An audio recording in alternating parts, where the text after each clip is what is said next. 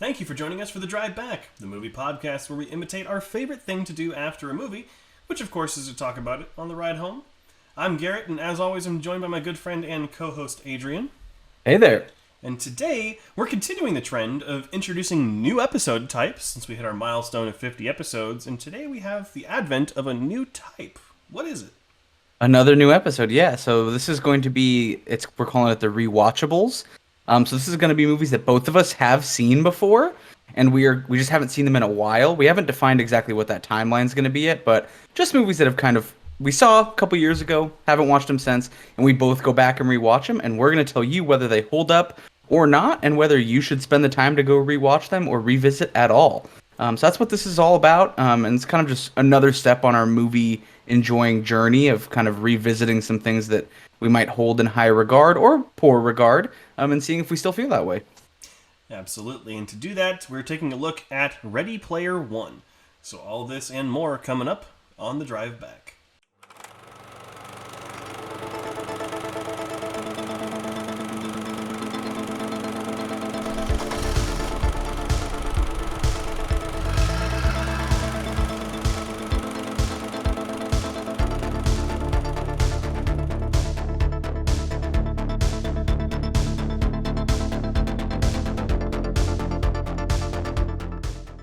All right, so a rewatchable for Ready Player One. Before we go into this movie, I have not read the book. Have you? Yes, I have. I have not read the second one, but I've heard iffy things, so I'm hesitant. But I have read the first book, and I did love it. I think I have it somewhere here. But yeah, I have read it for sure. Gotcha. So we've got someone who did read the original book and someone who did not. Probably going to get two pretty different viewpoints. But let's... We'll see.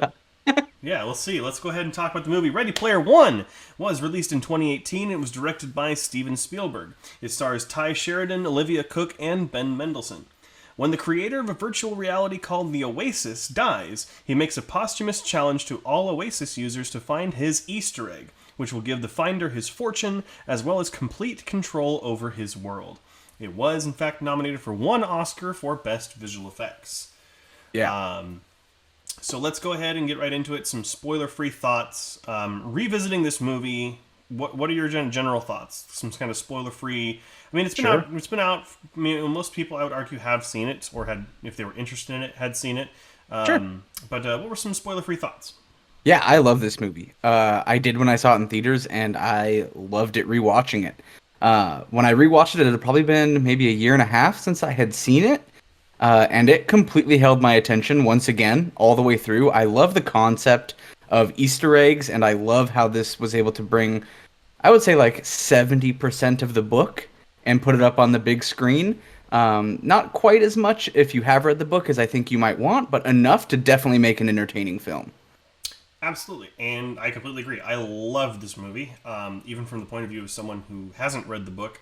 And from what I have heard of the book, the movie is an improvement, at least in my, at least from what I've heard and my perception. I have not read the book, so I can't say anything. But I really enjoy this movie. I'm a huge sucker for fan service, and the moments that I can sit there in the theater and go, "Oh my God, it's Mechagodzilla and Iron Giant fighting!" Like those are my favorite moments. It's probably why I love. Like, there was the spoiler right there. Well, I mean, it's not like spoiling the story, but like. That's like moments like that. I'm sure I'm gonna love the new Space Jam just because it's all the Warner Brothers stuff being thrown in as well, and I'll probably be like, oh my God. So, I mean, I'm a sucker for it. But that being said, let's go ahead and get spoiler warnings out of the way. We are going to be spoiling Ready Player One, which is available to watch on HBO Max, I believe.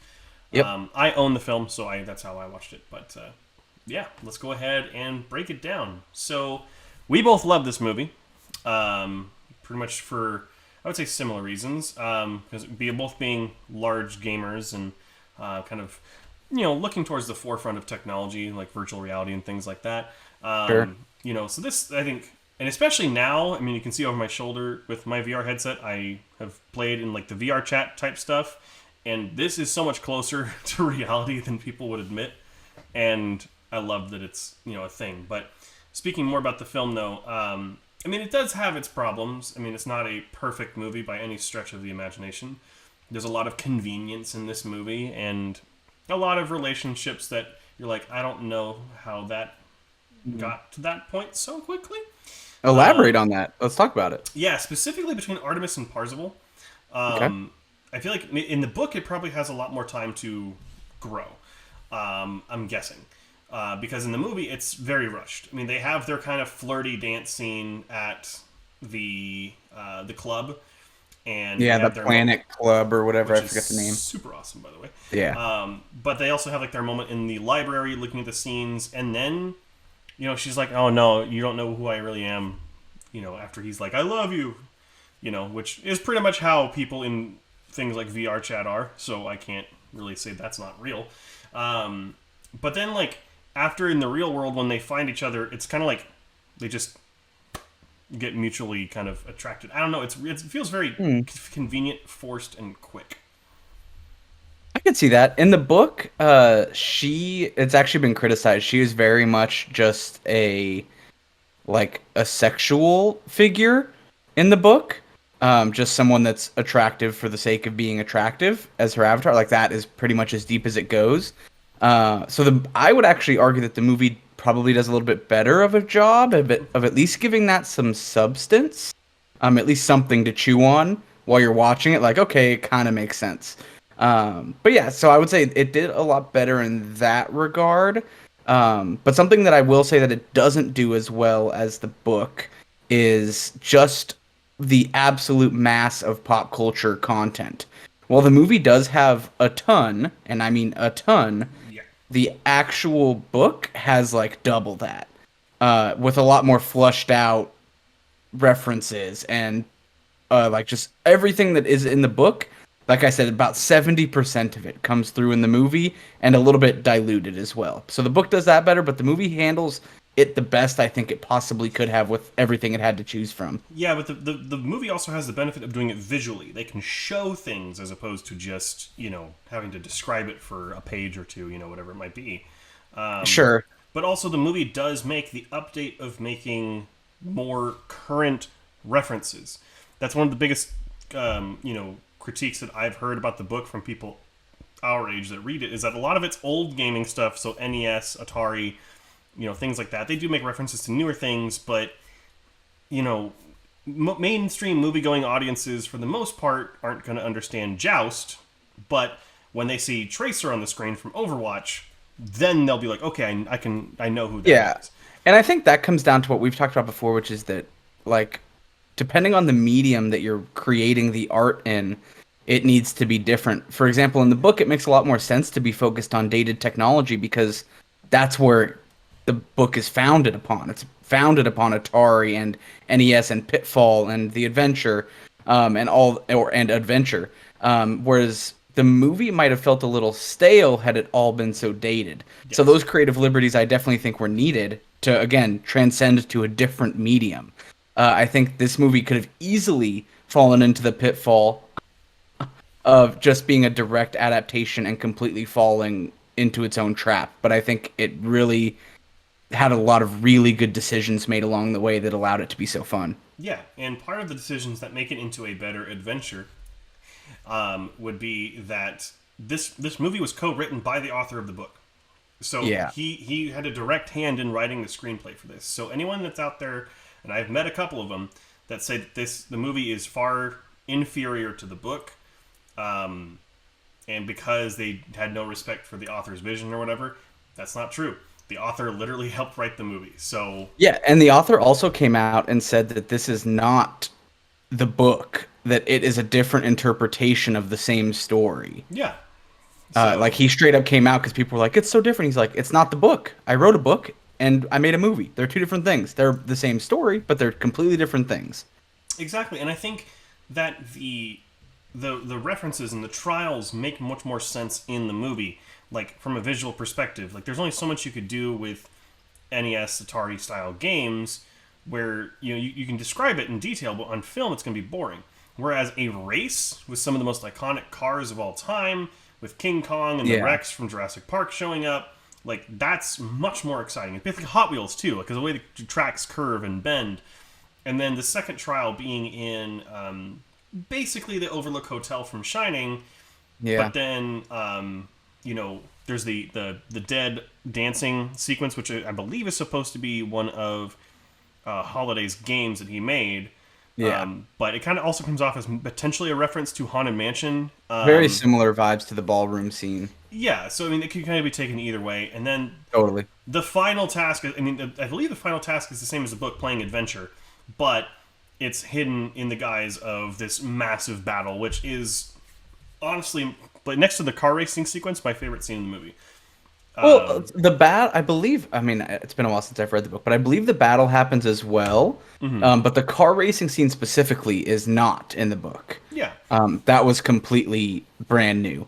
And again, I completely agree with you. I think you're absolutely right that I think watching that, especially having come from reading the book, it was so cool to see something different. It wasn't exactly the story, which made me ready to watch the whole movie and not be ready to expect anything.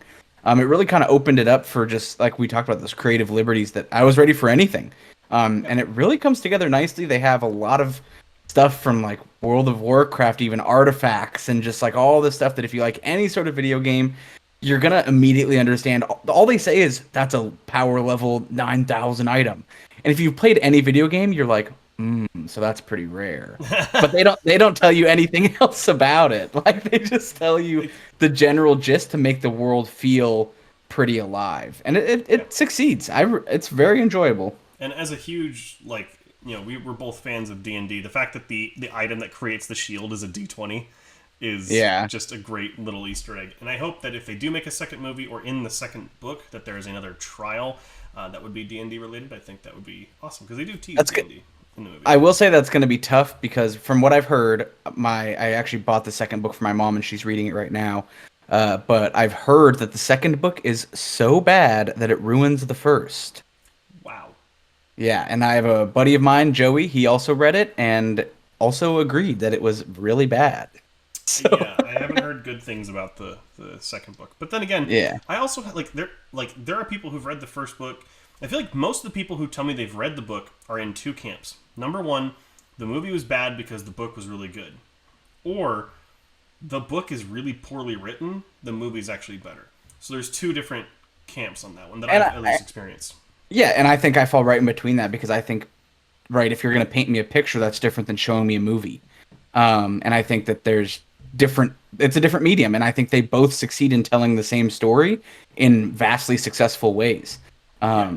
The book certainly being a pioneer of kind of this whole genre of this type of concept and movie that ended up coming after it, obviously was very successful. But for me personally, one of the reasons that I love this movie is I am an absolute collector when it comes to video games.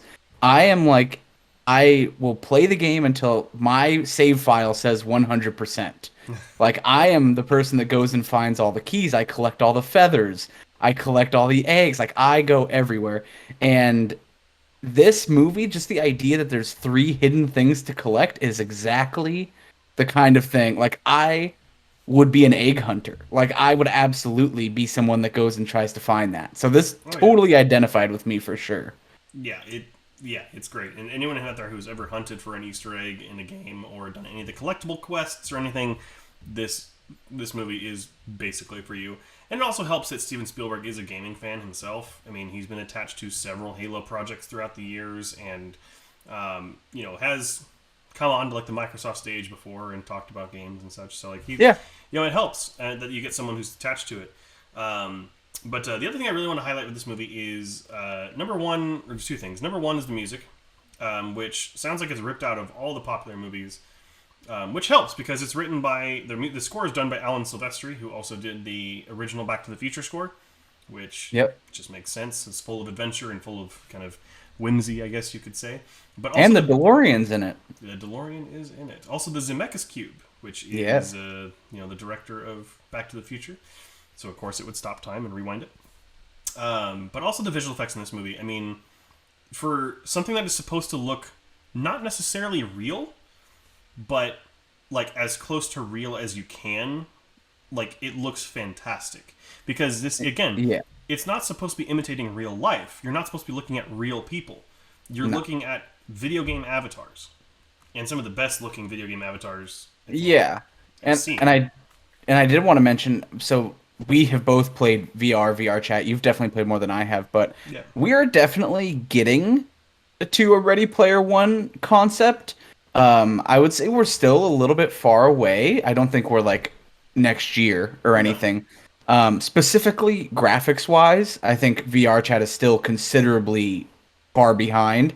But with all the new Unreal engines coming out, if you're into video games and you're following any of that, we are getting closer every year to having something where servers can support that many people at once and we can really start to have something like the Oasis, which I would be so excited for. Yeah. Also terrified of, but Yeah. very excited for. If I see it in my lifetime, I could die happy. Like an online virtual place like that. But isn't it also so scary? Because, I mean, nobody goes outside anymore. Like, people stop hanging out in real life If we learned anything over the past year, most of us can take it.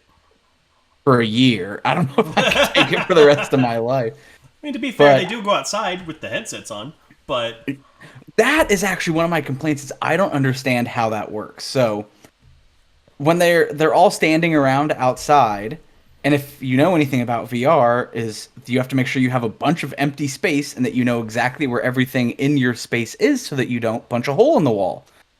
yes. But all these people are just like out and about in the middle of nowhere running around with headsets on. How are they not like hitting benches and street lights and all that stuff? But it was a fun scene. But having now played VR, that was my first thing because when I first watched the movie, I had not dabbled with VR at all. Yeah. So watching it this time, it was like, okay, well now I know how that works, and that's not how that works. I will say one of my I'm not going to say it's a complaint because it's really not, but one of the things this movie gets incredibly inaccurate about a giant virtual reality world is there is a almost criminal low amount of anime avatars. That's another thing is if you've ever been in VR, that's all you're gonna It's see. all weebs, and I mean, I love them; they're great, but like, they're everywhere. Pretty much every world you go to has a kiosk of anime pillows that you can take with you for some They reason. really do. And the other thing too, I mean, if we really, it's not a complaint at all, but there's also no lag, and I don't know whose servers are supporting the Oasis, but there's no queue to ever get in, and there's no lag. That's But- more a product of it came out before VR had kind of like fully solidified in reality. And what year does this take place in? It's like 2030, 2040, something. yeah, which I think is totally. I think we are rapidly getting towards this, so I don't think it's far fetched at all. But especially when you look at the company, the IOI. Holidays company. I'm forgetting the name right now. Gregarious Games. When Yeah. you have that company that has so much money, when literally he's worth I think it's trillions. Yeah. You can create networks that are that powerful. You can create headsets that are that powerful that are completely wireless. I mean, You'd think. I mean, Amazon tried to make an MMO and it didn't last a month. yeah, well, yeah. But they don't have trillions of dollars. Bezos does. I think he's a trillionaire, isn't he? No, he's in the billions. Well, I mean, and his wife took most of it too, anyway, when she That's left true. him. So, and he's too busy trying to go to space. So, He's going. oh yeah. But anything else you want to talk about with this movie? Because I feel like, I mean, it's kind of just both of us fawning over this movie. I mean, we both really enjoy it. Yeah, I mean, there's definitely. It's not perfect by any means. It's just super fun. There's a lot of things in this movie that you could nitpick, but I think part of the fun of this movie, if you like anything related to pop culture, whether it's like movies, video games, books, just like anything that came out, I would say within like the 70s to 2010, this movie is absolute eye candy. There is something in every scene for you to be like, oh my gosh, that's the guy from StarCraft. Oh my gosh, that's this character. Oh my gosh, that's this. Oh my gosh, what is this, Mortal Kombat? Oh, there's Alien. Like, everything put into one movie for just enough where you get that little flutter where you're like, I saw that. And then it keeps going. And I guess my one nitpick would be that it is just a lot. This movie is, I would say, 90% fan service. Yes. The plot is there, and it's fun, but you can tell a lot of work went into just making stuff be in the movie. Yeah, and a lot of the budget went into getting those licenses. Like, Yeah, exactly. I But the don't want to know how CGI much is they great. paid Blizzard for those licenses because, like, that's insane. Also, I mean, there is an emphasis and you do kind of, if you're into the movie industry at all, or and gaming actually, you'll notice that there's a lot of the avatars they focus a lot on are Warner Brothers owned ones, and Warner Yes. Brothers did publish the movie. So you see a lot of Batman characters. You see a lot of like Mortal Kombat. You see, characters that are tied to those more than you would see like a Disney character or a something else. Like you're not going to see a Marvel character really. You're just going to see a lot of DC stuff. None. Yeah. Yeah. So, not that they're not in there probably, but I'm sure somewhere. But that's the thing is there's so much to see in this movie that I've probably seen it 3 times now, and I probably still haven't seen everything that's on the screen. But I do just that would be my one complaint is that this movie is built on fan service. And if that's not something that you like or you don't think you'd like kind of looking at everything, then you won't. then this movie's pretty shallow. There's not much, like literally the plot is built around showing you cameos and Easter eggs. So if you don't like that or you're not up on pop culture, this movie's probably going to seem very mundane. And I think that is a drawback. I think while for a lot of people this is going to be fantastic, it is limited by its own nature and what the movie and the book are. And I do think that does kind of make me give it some negative points and just kind of knock it down a little bit because it is just limited. Yeah, I mean it's one of those things. It makes the movie better for me personally, which has to be reflected in the score, but also like it can alienate people. Like this isn't a movie you'd show your grandparents, like because they won't get anything. That would be like I'd show it to my grandma on the scene from the end of Crystal Skull would happen, where she just has too much information in her head. Too much knowledge. Show me the opening credits would be my grandma going, "I want to know." I don't know what ethnicity that was, but Yeah, I don't know either. It's supposed to be Russian, but yeah. completely gone. But yeah, this movie's just a lot. And that's probably the only drawback I can think of. If you've read the book and you can go in understanding that it's a different genre and a different medium, then you're gonna be fine. It's just that if you aren't up to date or you don't play games or that, like it is for the more tech savvy audience for sure. Up to date pop culturally. Yeah. But speaking of that, let's go ahead and give some final thoughts, unless you have anything else you want to talk about, and then some scores. No, I will just say that I guess just because I love to play it, I love playing Destiny, and there's Easter eggs just like finding all three of the keys. Like I've spent hours and days trying to get certain things and find my way through secret caverns and stuff. So this movie literally hit my sweet spot, and it does get points for that because I'm the target audience. So so it does get bumped up for hitting me really, really well. Well, alrighty, let's go ahead and final thoughts and scores. Adrian, what you got for Ready Player One? I give this movie an 81. I think this movie is super, super fun. Again, if you're up to date on everything, even me, I consider myself pretty up to date. There's stuff that I missed or was not sure. I know it's an Easter egg, but I don't know what it's from. Like, for example, Akira's bike. We reviewed Akira. Akira's bike is in this. The first time I watched this movie, I didn't know that. I did not know whose bike that was. I just thought that was a bike. So there's a lot you can miss. There's a lot to be gained. There's a lot of fun stuff in it. It just is it doesn't fire on all cylinders all the time for me. So just a little bit less. Gotcha. I'm a little bit different. It does fire on all cylinders for me personally all the time. And because of that, I gave it a 90. I love this movie. I had to buy it as soon as it came out in 4K. I think I actually saw it in theaters 3 times. Because like this is the kind of movie that speaks to me. Fan service is my jam.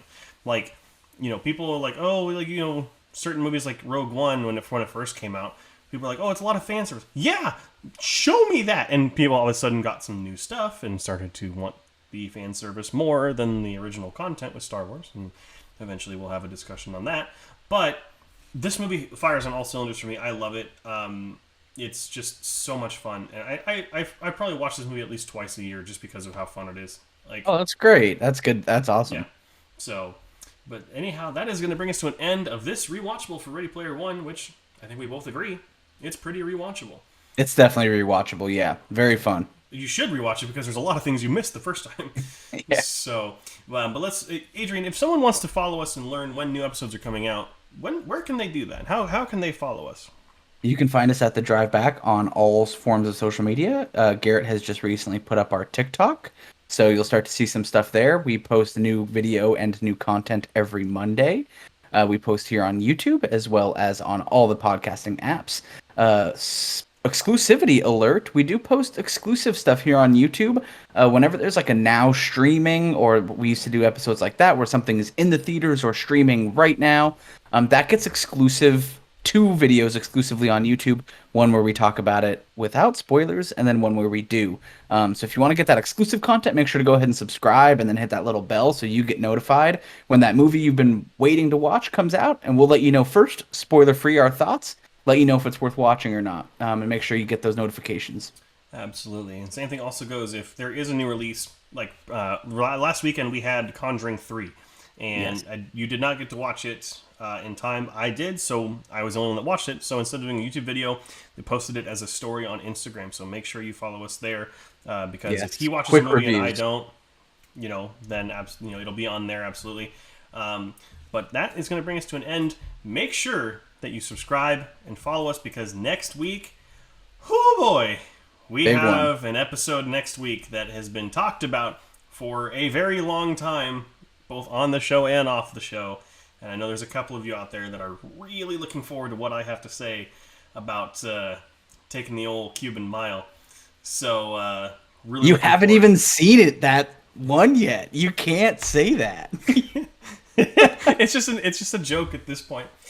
But anyhow, thank you so much for watching. Thank you so much for listening. We love you guys so much. We'll see you guys next time on The Drive Back. Thank you for listening to this episode of The Drive Back. Make sure to be on the lookout for new episodes every Monday, and make sure to follow us on social media.